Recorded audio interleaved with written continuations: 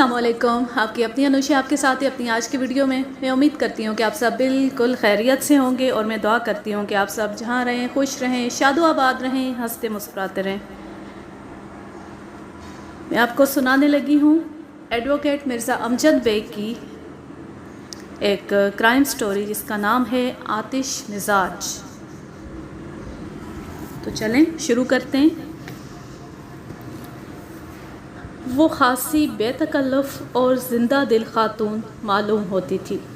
उसने अपना pure leather hand bag और चाबियाँ मेज़ पर रख दी और अपने खूबसूरत दांतों की नुमाइश करते हुए बोली, हेलो बेग साहब, प्रैक्टिस कैसी जा रही है? अंदाज़ ऐसा ही था जैसे हमारी बरसों पुरानी शनासाई हो, लेकिन वो चेहरा मेरे लिए अजनबी था। उसकी उम्र 30 और 35 साल के दरमियान मालूम होती थी। स्याह रेशमी बाल शानों तक लंबे, आंखें मोटी, नकूश पुरकशश और जिस्म मुतनासिब था। वो बेहतरीन तराश के रेशमी शलवार सूट में मलबूस थी। उसका अंदाज़ ज़ाहिर करता था कि वो या तो सोशल वर्कर है या ताल्लुकात आमा के शोबे से ताल्लुक़ रखती है। प्रैक्टिस ठीक ही है, मैंने जवाब दिया, लेकिन मैंने आपको पहचाना नहीं। कोई गैर मुतवक्को बात नहीं है, मैं आयशा करीमी हूँ। नाम कुछ जाना पहचाना सा महसूस हुआ। उसके हैंड बैग के साथ जो चाबियाँ रखी थीं वो मर्सिडीज़ की चाबियाँ थीं। चाबियों पर मर्सिडीज़ का मोनोग्राम नुमायाँ तौर पर नज़र आ रहा था। और आप जानती हैं कि इस दौरे गिरानी में हुमा शुमा मर्सिडीज़ रखने का तसव्वुर भी नहीं कर सकते। इसका मतलब ये था कि वो साहिब सरवत खातून थी। तभी मुझे याद आया कि आयशा करीमी एक मारूफ आर्टिस्ट और पेंटर थी। ओह, आप आयशा करीमी आर्टिस्ट हैं? मैंने पूछा। उसने हल्का सा कहका लगाया। मुझे यकीन था कि आप नाम से पहचान जाएंगे। आर्टिस्ट और राइटर किस्म के फ़नकार खुद पर्दे में रहते हैं, लेकिन उनका फ़न बेपर्दा होता है, इसलिए उनके नाम आशना ज़्यादा और सूरत आशना कम होते हैं। मुझे यकीन था कि वो पर्दा नशीन फ़नकारों के बारे में गुफ्तगू करने तो नहीं आई थी। मैं सब्र से उसकी बात सुनता रहा और इस बात का इंतज़ार करता रहा कि वो कब असल मौजू पर आती है। मैं एक छोटे से काम के सिलसिले में आपके पास आई हूँ, बालाखिर उसने कहा। एक शख्स को नोटिस भिजवाना है। उसके चेहरे पर उलझन नमूदार हो गई। उसका अंदाज़ बता रहा था कि उसे अपना मुद्दा बयान करने के लिए मौजू अल्फाज नहीं मिल रहे थे। मैंने उसकी हौसला अफजाई करने के लिए कहा, मिस करीमी, मेरा एक ज़ाती सा मकौला है कि डॉक्टर से जिस्म और वकील से जुर्म नहीं छुपाया जा सकता, इसलिए आप बेधड़क बात करें। मिस नहीं, मिसेस, उसने तस्हीह की। लेकिन करीमी मेरा अज़दवाजी नहीं, ख़ानदानी नाम है। आप तो जानते ही होंगे कि आर्टिस्ट महज शादी की वजह से अपनी शनाख्त को मजरूह करना पसंद नहीं करते। ख़ुसूसन लड़कियों के साथ ये बड़ा मसला है। ज़िंदगी के इब्तदाई हिस्से में बाप का नाम चलता है और शादी के बाद शौहर के नाम का दुम छल्ला बर्दाश्त करो। मर्दों ने औरतों के ख़िलाफ़ जो साजिशें की हैं, ये भी उन साजिशों में से एक साजिश है। गोया कि औरत एक सीधा साधा नाम भी इख्तियार नहीं कर सकती। नाम के मामले में भी उसे मर्द का मोहताज बना दिया गया। क्या कानून में कोई ऐसी शिक नहीं है जिसके ज़रिए मर्दों को औरतों का नाम इस्तेमाल करने पर मजबूर किया जा सके? ऐसी तो कोई शिक नहीं है, मगर आप इस ज़मन में पटिशन दाखिल कर सकती है। अगर ऐसा कानून पास हो गया तो फिर खासे दिलचस्प नाम सुनने को मिलेंगे, मसलन मोहम्मद अली, ज़ेबा, जावेद हुसैन, सलमा, नूरुद्दीन, शाज़िया और ज़फ़र अहमद, सबिया वग़ैरह। हर नई चीज़ शुरू में अजीब लगती है, आयशा करीमी ने कहा। आप फ़िक्र ना करें, औरतें बड़ी तेज़ी से बेदार हो रही हैं और मर्दों की बालादस्ती आहिस्ता आहिस्ता ख़त्म हो रही है। खैर छोड़ें इस बात को, ये लंबी बहस है। इस बहस में आप औरतों को शिकस्त नहीं दे सकते। ये तो आप सच कहती हैं, मैंने कहा। बहस में औरतों ने कभी शिकस्त नहीं खाई, क्योंकि ज़ख़ीरा अल्फाज के मामले में औरतें हमेशा मर्दों पर भारी रही हैं। शुक्रिया, उसने मेरा नुक्ता समझे बग़ैर शुक्रिया अदा कर दिया। मैं नोटिस का जिक्र कर रही थी। चंद रोज़ पहले मेरा शौहर घर से भाग गया है और मेरा ख़याल है कि वो चोरी छुपे दूसरी शादी का मंसूबा बना रहा है। कबल इसके कि वो इस हिमाकत का इर्तिकाब करे, मैं चाहती हूँ कि आप उसे मेरी तरफ़ से नोटिस पहुँचा दें। میں نے تعریفی نظروں سے اس کی طرف دیکھا، پھر کہا، خوب، معلوم ہوتا ہے کہ آپ وہ تمام اصطلاحیں مردوں کے بارے میں استعمال کرنا چاہتی ہیں جو مرد عورتوں کے بارے میں استعمال کرتے رہے ہیں۔ اس اعتبار سے مردوں کی بالادستی کا خاتمہ واقعی نزدیک ہے۔ بہرکیف آپ کے شوہر کا نام اور موجودہ پتہ کیا ہے؟ نام اس کا شجاعت علی ہے، لیکن وہ فقط نام کا شجاعت ہے، اندر سے ککڑوں کو ہے، یعنی انتہائی بزدل ہے، کسی سے آنکھیں ملا کر بات نہیں کر سکتا۔ لیکن اس کا صحیح پتہ مجھے معلوم نہیں ہے، اس سلسلے میں آپ کو تھوڑی سی محنت کرنا پڑے گی، یعنی مجھے اس کا ٹھکانہ بھی تلاش کرنا پڑے گا۔ خیر، آپ کو جاسوسی نہیں کرنا پڑے گی، ایک پتہ ہے میرے پاس، مجھے معلوم ہوا ہے کہ وہ اپنی ہونے والی چڑیل کے اپارٹمنٹ میں چھپا ہوا ہے اور آسانی سے سامنے نہیں آتا۔ اس چڑیل کا نام کیا ہے؟ اس کا نام سعدیہ ہے، یہ ایک بوتیک کی مالکہ ہے، سعدیہ بوتیک۔ اس نے دکان کا پتہ بتایا جو ایک فیشنیبل علاقے کے کمرشل ایریا میں تھی، نیچے دکان ہے اور اوپر اپارٹمنٹ ہے۔ اگر آپ تھوڑی سی حکمت عملی سے کام لیں تو شجاعت علی سے ملاقات کر سکتے ہیں۔ کسی نے مجھے بتایا ہے کہ اگر وہ بذات خود نوٹس وصول کر لے تو پھر اس کا باپ بھی دوسری شادی نہیں کر سکتا۔ کیا اس کا باپ زندہ ہے؟ وہ میری حس مزاج سے متاثر ہوئے بغیر بولی، اس کے باپ کو مرے ہوئے 5 سال سے اوپر ہو چکے ہیں۔ پھر اس کا کوئی چانس نہیں ہے۔ لیکن اس نے میری حس مزاح پر کوئی توجہ دیے بغیر کہا، میں نے پوچھا، آپ اسے کس قسم کا نوٹس دلوانا چاہتی ہیں؟ مفروض شوہر کو کس قسم کا نوٹس دیا جا سکتا ہے؟ جب اس نے شادی کی ہے تو اسے شادی کی ذمہ داری بھی پوری کرنا چاہیے۔ وہ یا تو شرافت کے ساتھ اپنی ذمہ داری نبھائے یا پھر نتائج بھگتنے کے لیے تیار ہو جائے۔ اصل قانونی الفاظ تو آپ ہی کو معلوم ہوں گے، ذرا سخت قسم کا نوٹس بنا کر اسے پہنچا دیں۔ عام طور پر ہم رجسٹرڈ نوٹس پہنچاتے ہیں، اس سے کوئی فائدہ نہیں ہوگا۔ رجسٹرڈ نوٹس واپس آ جائے گا، پوسٹ مین سے کہہ دیا جائے گا کہ اس نام کا کوئی آدمی وہاں نہیں رہتا۔ آپ فیس کی فکر نہ کریں، میں منہ مانگی فیس دینے کے لیے تیار ہوں۔ میں نے لمحہ بھر سوچنے کے بعد کہا، میں آپ کے بتائے ہوئے پتے پر چلا تو جاؤں گا، لیکن اگر آپ کا شوہر وہاں نہ ملا تو میرا کام ختم ہو جائے گا اور فیس آپ کو پیشگی دینا پڑے گی۔ فیس میں ساتھ لے کر آئی ہوں۔ اس نے ہینڈ بیگ کی طرف ہاتھ بڑھایا، لیکن آپ کو تھوڑا سا ڈرامہ کرنا پڑے گا۔ آپ اپارٹمنٹ میں جانے کے بجائے بوتیک شاپ میں چلے جائیں اور خود کو شجاعت کا دوست ظاہر کر کے ملاقات کی کوشش کریں۔ سعدیہ صفدر بوتیک کے پچھلے حصے میں بیٹھتی ہے، خاصی دل پھینک عورت ہے، آپ کی شخصیت سے خاصی متاثر ہوگی۔ تعریف کا شکریہ، میں نے کہا، لیکن مسئلہ یہ ہے کہ میں نے تو آپ کے شوہر کی شکل بھی نہیں دیکھی۔ شکل میں آپ کو دکھا دیتی ہوں۔ اس نے اپنے ہینڈ بیگ سے تصویروں کا ایک لفافہ نکالا۔ میرے پاس کچھ تصویریں، یہ ہم نے 10-12 روز پہلے ہاکس بے پر اتاری تھی۔ اس نے 3 تصویریں میری طرف بڑھائیں۔ وہ سمندر کے پس منظر میں اتاری گئی رنگین تصویریں تھیں۔ تصویر میں جو مرد نظر آ رہا تھا وہ خوش شکل اور طویل القامت تھا۔ اس نے پتلون کے پائنچے گھٹنوں تک اوپر کیے ہوئے تھے اور اس کا لباس جزوی طور پر گیلا تھا۔ اس کے ساتھ عائشہ کریمی تھی، دونوں ایک دوسرے کے بازو میں بازو ڈالے کیمرے کی طرف دیکھ کر مسکرا رہے تھے۔ دوسری تصویر میں دونوں ایک دوسرے کے پیچھے بھاگ رہے تھے۔ تیسری تصویر میں دونوں گھٹنوں سے زیادہ گہرے پانی میں کھڑے تھے۔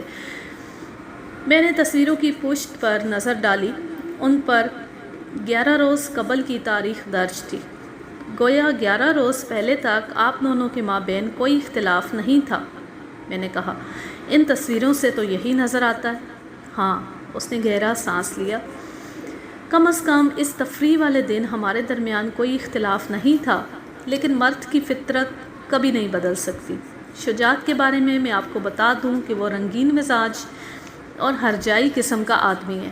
ہر نئی لڑکی کو دیکھ کر پر پھڑپڑانے لگتا ہے۔ ایسے آدمی کا پیچھا کرنے کا کیا فائدہ؟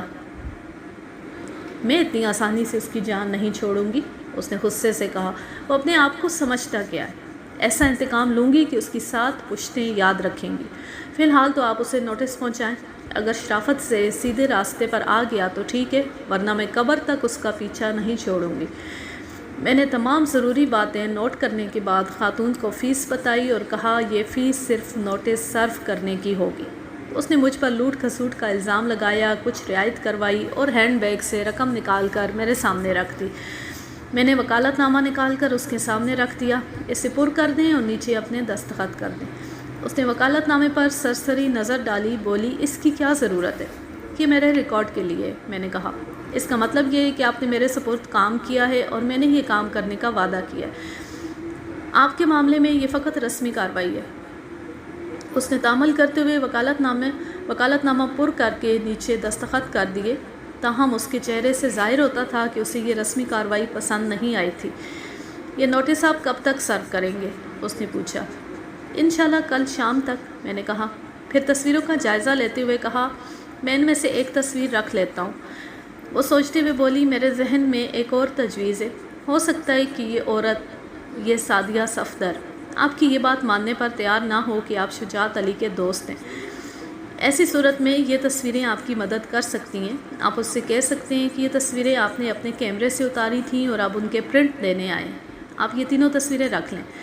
اس کی باتیں میرے دل میں انقباض پیدا کر رہی تھی۔ ایک دو مرتبہ میرے دل میں خیال آیا کہ مجھے اس کی فیس واپس کر دینا چاہیے، لیکن پتہ نہیں کیوں میں وہ کام کرنے پر آمادہ ہو گیا۔ اگلے روز میں نے نوٹس تیار کروایا اور تقریباً 7 بجے سعدیہ بوتیک شاپ پر پہنچ گیا۔ پتہ بتانے کی ضرورت نہیں، کیونکہ کسی کی پبلسٹی میرا مقصد نہیں ہے۔ وہ جدید طرز کی ایئر کنڈیشنڈ دکان تھی اور ایک چھوٹے سے کمرشل سینٹر میں واقع تھی۔ میں نے اپنی کار دکان کے سامنے کھڑی کی اور شیشے کا دروازہ کھول کر اندر چلا گیا۔ اندر 2 سیلز مین اور ایک سیلز گرل گاہکوں کو ان کی پسند کے ملبوسات دکھا رہے تھے۔ میں متلاشی نظروں سے ادھر ادھر دیکھنے لگا۔ یس سر، ایک سیلز مین میری طرف متوجہ ہوا۔ میں اپنے ایک دوست کی تلاش میں تھا، میں نے کہا۔ اس نے اسی دکان کا پتہ بتایا تھا۔ آپ کے دوست کا نام کیا ہے؟ شجاعت علی، میں نے جواب دیا۔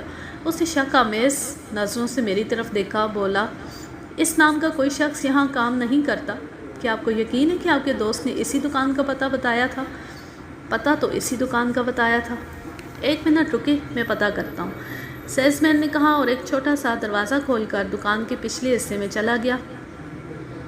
چند لمحوں کے بعد وہ واپس آیا اور مجھے اپنے پیچھے آنے کا اشارہ کیا۔ میں اس کے ہمراہ پچھلے حصے میں بنے ایک چھوٹے سے دفتر میں پہنچ گیا۔ خاصا آراستہ دفتر تھا۔ فرش پر قالین بچھا ہوا تھا اور کشادہ میز پر ایک نہایت متین اور پرکشش خاتون بیٹھی تھی۔ اس کی عمر 30-32 کے لگ بھگ معلوم ہوتی تھی۔ اس نے میرے سلام کا جواب دیا اور اپنی جگہ سے ذرا بھی جنبش کیے بغیر پوچھا، کس سے ملنا چاہتے ہیں آپ؟ میں ایسے ادھر سے گزر رہا تھا کہ مجھے اپنے دوست شجاعت علی کا خیال آ گیا۔ چند روز پہلے اس نے کہا تھا کہ شام کے وقت وہ عموماً اس بوتیک شاپ پر ہوتا ہے، لیکن معلوم ہوتا ہے کہ آج کا دن عموماً میں شامل نہیں ہے۔ بیٹھیں، اس نے میز کے سامنے رکھی ہوئی کرسی کی طرف اشارہ کیا۔ اس کے لہجے میں خفیف سا تحکم پایا جاتا تھا۔ آپ شجاعت کو کب سے جانتے ہیں؟ خاصی پرانی دوستی ہے۔ میں کرسی پر بیٹھ گیا، لیکن ملاقات کم ہی ہوتی ہے۔ کیا وہ یہاں کام کرتا ہے یا آپ کا پارٹنر ہے؟ خاتون نے بھویں سکیڑی، بولی، ایسی کوئی بات نہیں ہے۔ آئی سی، اس کا مطلب ہے اس نے غلط بیانی سے کام لیا ہے۔ معذرت چاہتا ہوں کہ میری وجہ سے آپ کا وقت ضائع ہوا۔ آپ کا نام کیا ہے؟ خاتون کے چہرے پر الجھن تھی۔ مجھے M.A. بیگ کہتے ہیں، میں نے کہا۔ دراصل 10-12 روز قبل ہم ہاکس بے گئے تھے۔ میں نے شجاعت علی کی چند تصویریں اتاری تھی۔ اس نے کہا تھا کہ میں کسی روز ادھر سے گزرتے ہوئے یہ تصویریں اسے دے جاؤں۔ تصویریں؟ خاتون کی الجھن گہری ہو گئی۔ کیا میں وہ تصویریں دیکھ سکتی ہوں؟ پتہ نہیں ضابطہ اخلاق ایسا کرنے کی اجازت دیتا ہے یا نہیں۔ میں نے تصویروں کا لفافہ جیب سے نکال کر اس کے سامنے رکھ دیا، مگر یہ کوئی ایسی خفیہ چیز بھی نہیں ہے۔ تصویریں دیکھ کر اس نے مزید بھویں سکیڑیں اور اس کے چہرے پر برہمی نمودار ہو گئی۔ کیا بتایا آپ نے؟ یہ تصویریں آپ نے کب اتاری تھی؟ تصویروں کے پیچھے تاریخ لکھی ہوئی ہے۔ اس نے ایک تصویر کی پشت پر نظر ڈالی اور بولی، تو یہ ہے آپ کا دوست جس سے آپ ملنا چاہتے ہیں۔ اس کا لہجہ طنزیہ تھا۔ اور آپ کے خیال میں یہ کوئی خفیہ چیز نہیں ہے؟ میں آپ کو بتانا بھول گیا، عائشہ کریمی نے مجھے تاکید کی تھی کہ میں وہ تصویریں کسی اور کو نہ دوں، لہٰذا میں نے خاتون کے ہاتھ سے وہ تصویریں واپس لے کر جیب میں رکھ لیں۔ محترمہ، میں آپ کے طنزیہ لہجے کا مطلب نہیں سمجھ سکا۔ میرا خیال ہے کہ آپ نے ابھی تک اپنا تعارف بھی نہیں کرایا۔ میں شجاعت علی سے ملنے آیا تھا، مگر آپ نے ابھی تک اس کے بارے میں کچھ نہیں بتایا، اس لیے میں آپ سے اجازت چاہوں گا۔ لائیے یہ تصویریں مجھے دے دیجیے، اس نے ہاتھ پھیلایا۔ میں شجاعت کو دے دوں گی۔ سوری، میں نے اٹھتے ہوئے کہا، میں آپ کو تصویریں نہیں دے سکتا۔ اگر آپ کو زحمت نہ ہو تو شجاعت کا اتا پتہ بتا دیں، میں اس سے ملنا بھی چاہتا ہوں۔ آپ کا دعویٰ ہے کہ شجاعت سے آپ کی پرانی دوستی ہے، لیکن تعجب یہ ہے کہ آپ کو اس کا پتہ تک معلوم نہیں ہے۔ میں جواب دیے بغیر دروازے کی طرف بڑھا۔ ایک منٹ، اس نے پیچھے سے آواز لگائی، آپ سٹور میں جا کر انتظار کریں، میں شجاعت کا پتہ کرتی ہوں۔ میں سٹور میں جا کر ایک کاؤنٹر کے ساتھ لگ کر کھڑا ہو گیا۔ ایک سیلز مین اپنا کام چھوڑ کر اندر چلا گیا۔ میں نے اندازہ لگایا کہ خاتون نے اسے گھنٹی بجا کر طلب کیا تھا۔ چند لمحوں کے بعد وہ واپس آیا اور دوسرے سیلز مین سے کچھ بات کی۔ اس نے کن اکھیوں سے میری طرف دیکھا، اثبات میں سر ہلایا اور عجلت میں پچھلی طرف چلا گیا۔ ان کی حرکات و سکنات مشکوک قسم کی تھی۔ پہلا سیلز مین واپس آیا اور بولا، آئیے میرے ساتھ، میں آپ کو شجاعت صاحب کے پاس لے چلتا ہوں۔ ہر چند کے میرے دل میں شکوک پیدا ہو چکے تھے۔ میں اس کے ساتھ ہو لیا۔ وہ مجھے لیے ہوئے عقبی دروازے سے باہر نکلا۔ وہ راستہ اس عمارت کی سیڑھیوں کی طرف جاتا تھا۔ وہ حصہ تاریک تھا اور وہاں عجیب سی بساند پھیلی ہوئی تھی۔ احتیاط سے اندر آ جائیں، میرے کانوں میں سیلز مین کی آواز آئی۔ ابھی 4 روز پہلے سیڑھیوں میں بلب لگوایا تھا، مگر پتہ نہیں کون اتار کر لے گیا۔ اچانک روشنی سے تاریکی میں جانے کی وجہ سے کچھ سجائی نہیں دیتا تھا۔ جیسے ہی میں نے پہلی سیڑھی پر قدم رکھا، تاریکی میں سے کوئی شخص اچانک مجھ پر جھپٹ پڑا۔ اس کا ہاتھ سیدھا میری بشرٹ کی جیب پر پڑا اور اس نے کچھ نقدی سمیت تصویروں والا لفافہ میری جیب سے نکال لیا۔ قبل اس کے کہ میں کوئی کارروائی کرتا، وہ تاریکی میں غائب ہو چکا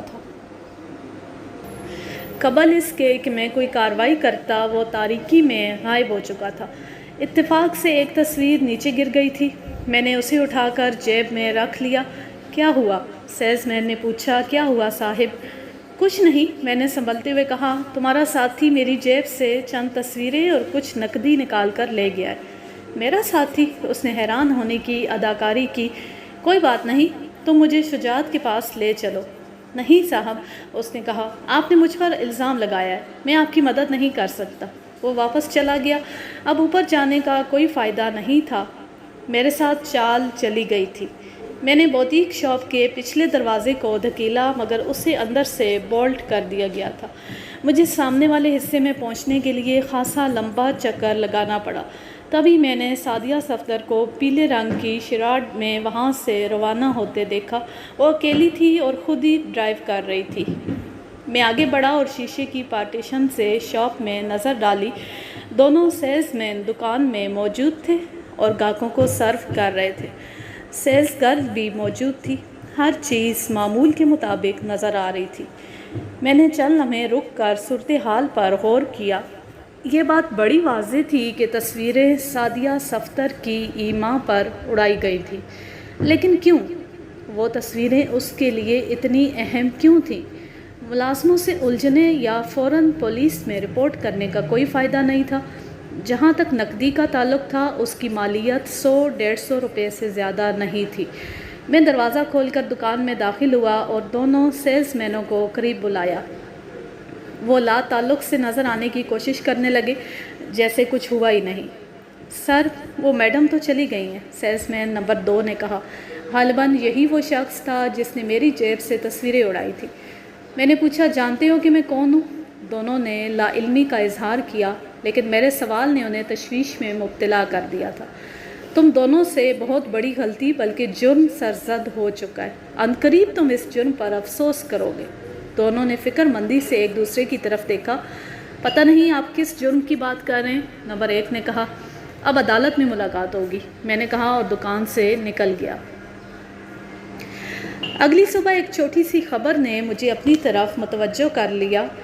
ڈکیتی کی واردات میں ایک شخص ہلاک۔ گزشتہ شب عابد سکائر میں رہنے والے ایک شخص کو نامعلوم ڈاکوؤں نے ہلاک کر دیا اور نقدی لے کر چلتے بنے۔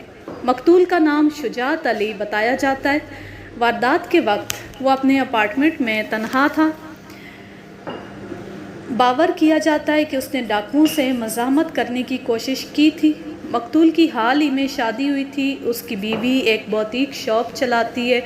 وہ جب دکان بند کر کے گھر پہنچی تو اپارٹمنٹ کا دروازہ کھلا تھا اور اس کا شوہر خون میں لت پت پڑا تھا۔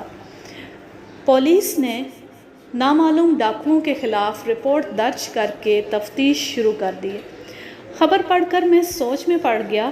یقیناً یہ وہی شجاعت علی تھا جسے میں ایک روز قبل اس کی مبینہ بیوی عائشہ کریمی کی طرف سے نوٹس دینے گیا تھا، لیکن خبر کے مطابق اس کی بیوی بوتیک شاپ کی مالکہ یعنی سعدیہ بیگم تھی۔ عائشہ کریمی نے صرف یہ خدشہ ظاہر کیا تھا کہ شجاعت علی سعدیہ سے شادی کرنا چاہتا ہے۔ بظاہر یہی نتیجہ نکلتا تھا کہ شجاعت علی اپنی پہلی بیوی سے چھپ کر سعدیہ صفدر سے شادی کر چکا تھا اور دونوں عابد سکوائر میں میاں بیوی کی حیثیت سے رہ رہے تھے۔ دوسری بات میری سمجھ میں یہ آئی کہ قتل سعدیہ صفدر نے کیا تھا۔ اسے یا تو شجاعت علی کی پہلی بیوی کا علم نہیں تھا یا شجاعت نے اسے یہ یقین دلایا تھا کہ وہ عائشہ کریمی سے ناطہ توڑ چکا ہے، لیکن جب اس نے دونوں کی حال ہی میں اتاری گئی تصویریں دیکھی تو وہ مشتعل ہو گئی۔ تصویریں حاصل کرنے کا سبب بھی یہی معلوم ہوتا تھا، وہ شجاعت علی کے ساتھ باثبوت بات کرنا چاہتی تھی۔ میں نے اندازہ لگایا کہ پہلے اس نے تصویریں ظاہر نہیں کی ہوں گی، لیکن جب شجاعت علی نے اس کے الزام کو جھوٹا قرار دیا ہوگا تو اس نے تصویریں نکال کر اس کے منہ پر دے ماری ہوں گی اور یوں جھگڑا قابو سے باہر ہو گیا ہوگا۔ میں نے مختصر سی ملاقات میں یہ اندازہ لگا لیا تھا کہ سعدیہ خاصی تیز مزاج عورت تھی۔ اس نے اشتعال میں آ کر ریوالور یا پستول نکال لیا ہوگا اور اپنے بے وفا شوہر کا منہ ہمیشہ کے لیے بند کر دیا ہوگا۔ تاہم یہ میری قیاس آرائی تھی، اور اگر یہ قیاس آرائی درست تھی تو میں نادانستہ اس واردات میں عائشہ کریمی کا اعلی کار بن گیا تھا۔ اس نے مجھے اپنے شیطانی مقصد کے لیے استعمال کیا تھا، اور یہ بات میرے منہ سے کہلوا دی تھی کہ وہ تصویریں میں نے اتاری تھیں۔ مجھے اس عورت پر غصہ آنا شروع ہو گیا۔ غالباً وہ سعدیہ کے دل میں اپنے شوہر کے لیے نفرت اور بد اعتمادی پیدا کرنا چاہتی تھی، مگر بات اس کی توقع سے زیادہ آگے نکل گئی تھی۔ مجھے خیال آیا کہ پولیس کو صورتحال سے آگاہ کر دینا چاہیے، لیکن مقرر غور کرنے پر میں نے 1-2 روز انتظار کرنے کا فیصلہ کیا۔ مجھے توقع تھی کہ عائشہ کریمی نوٹس کے بارے میں ضرور پوچھنے آئے گی، لیکن 2 روز گزرنے کے باوجود وہ نہیں آئی۔ تیسرے روز سعدیہ صفدر کی گرفتاری کی خبر چھپ گئی۔ پولیس نے اسے اپنے شوہر کے قتل کے الزام میں گرفتار کر لیا تھا۔ اخبار میں زیادہ تفصیل نہیں تھی۔ پولیس ہنوز آلۂ قتل برآمد کرنے میں کامیاب نہیں ہوئی تھی، نیز پہلی بیوی کا خبر میں کوئی ذکر نہیں تھا۔ یہ بات الجھن میں ڈالنے والی تھی۔ میں اپنی مصروفیت کی وجہ سے اس معاملے میں کوئی دلچسپی نہ لے سکا، نہ ہی میری دلچسپی کا کوئی جواز تھا۔ ملزمہ گرفتار ہو چکی تھی اور معاملہ پولیس کے ہاتھ میں تھا۔ ایک روز عدالت کے برآمدے میں سعدیہ بوتیک کے ایک سیلز مین سے میرا سامنا ہو گیا۔ اس وقت چونکہ میں وکیلوں والے مخصوص لباس میں تھا، اس لیے اسے پہچاننے میں قدرے دقت ہوئی۔ بھائی صاحب السلام علیکم، اس نے گہری نظروں سے میرا جائزہ لیتے ہوئے کہا، کیا آپ وکیل ہیں؟ میں نے اس کے سلام کا جواب دینے کے بعد کہا، وکیل تو یقیناً ہوں، لیکن اس وقت کوئی قانونی مشورہ نہیں دے سکتا۔ آپ نے مجھے پہچانا نہیں، اس نے کہا۔ میرا نام محمد الیاس ہے، چند روز پہلے آپ ہماری بوتیک شاپ پر آئے تھے۔ میں نے اسے نظر انداز کرنے کی کوشش کرتے ہوئے کہا، صورت کچھ جانی پہچانی سی لگ رہی ہے، بولو کیا کام ہے؟ ارے صاحب آپ کام پوچھ رہے ہیں، ہم نے تو آپ کی تلاش میں پورا کراچی چھان مارا ہے۔ اس روز آپ نے واقعی سچ کہا تھا کہ اب عدالت میں ملاقات ہوگی۔ آج عدالت ہی میں ملاقات ہو رہی ہے۔ معاملہ کیا ہے؟ میں نے پوچھا۔ معاملہ یہ ہے کہ پولیس نے میڈم سعدیہ کو قتل کے جھوٹے الزام میں گرفتار کر لیا ہے۔ جس روز آپ ہماری دکان پر آئے تھے اسی روز کسی نے میڈم کے شوہر کو قتل کر دیا۔ خبر تو میں نے بھی پڑھی تھی، میں نے انجان بنتے ہوئے کہا۔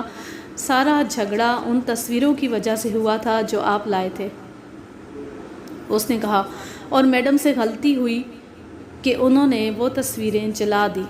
آئی سی، میں نے کہا، تم غالباً ان تصویروں کی بات کر رہے ہو جو تم نے اور تمہارے ساتھی نے دادا گیری کرتے ہوئے میری جیب سے نکال لی تھی، ساتھ ہی 150 روپے بھی۔ جناب، نوکر کی اپنی کوئی اوقات نہیں ہوتی، اسے مالک کی خاطر بہت سی بے قاعدگیاں کرنا پڑتی ہیں۔ اگر ہمیں معلوم ہوتا کہ ان تصویروں کی وجہ سے اتنی بڑی مصیبت نازل ہو جائے گی تو ہم کبھی میڈم کا حکم نہ مانتے۔ آپ فکر نہ کریں، ہم آپ کے 150 روپے ماہ جرمانہ آپ کو واپس کر دیں گے۔ اس وقت ہمیں آپ کی مدد کی بہت سخت ضرورت ہے۔ جیسا کہ میں نے آپ کو بتایا ہے، میڈم نے بدحواسی میں دونوں تصویریں جلا دی۔ اب وہ پچھتا رہی ہیں۔ دراصل ہمیں اس عورت کی تلاش ہے جو تصویر میں شجاعت صاحب کے ساتھ تھی۔ عورت؟ میں نے حیرانی سے کہا، شاید تمہیں معلوم نہیں، وہ شجاعت صاحب کی پہلی بیوی ہے۔ پہلی بیوی؟ ہم نے تو ایسی کوئی بات نہیں سنی۔ بعض باتیں ایسی ہوتی ہیں جو بہت تاخیر سے علم میں آتی ہیں۔ یہ بتاؤ، میڈم کی ضمانت ہوئی ہے یا نہیں؟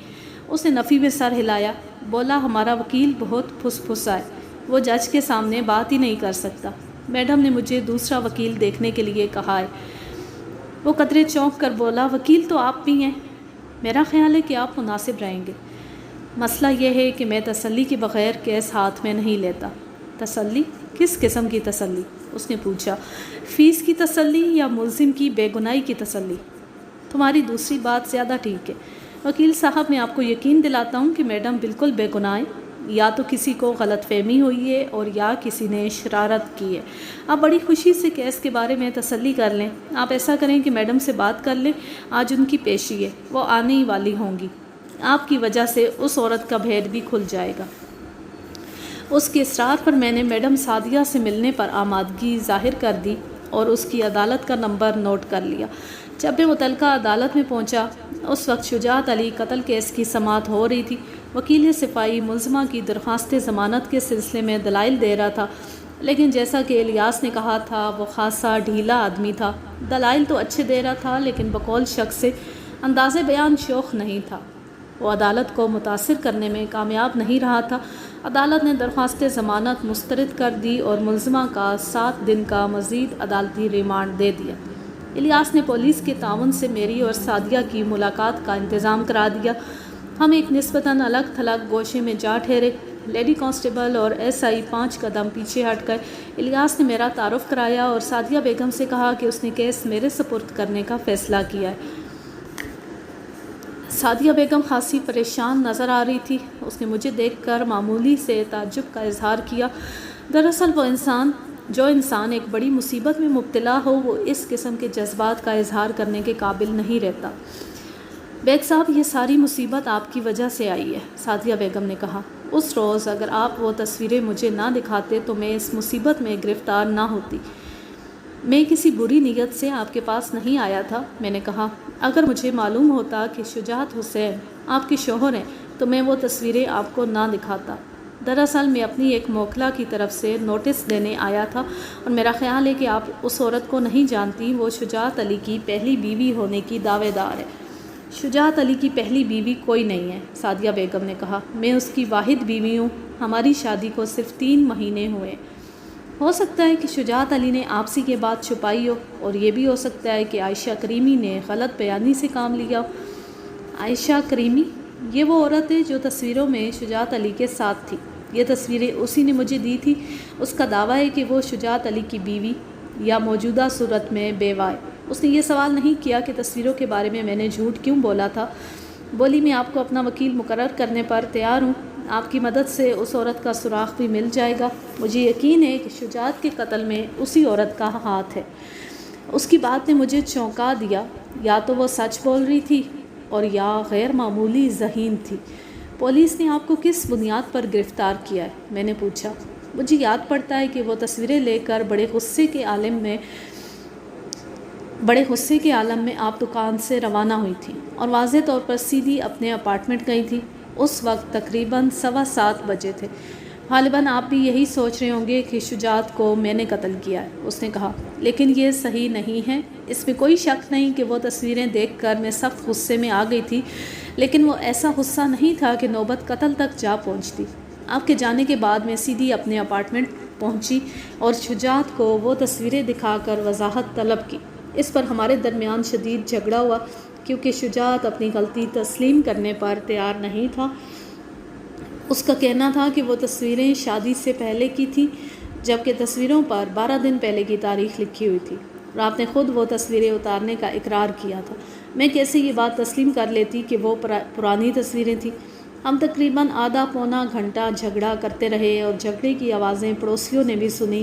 میں نے غصے میں شجاعت کو قتل کی دھمکیاں بھی دیں، مگر وہ محض غصے کا اظہار تھا۔ ہمارا اپارٹمنٹ پہلی منزل پر ہے، نیچے دکانیں ہیں۔ ہماری آوازیں دکانداروں نے بھی سنی ہوں گی۔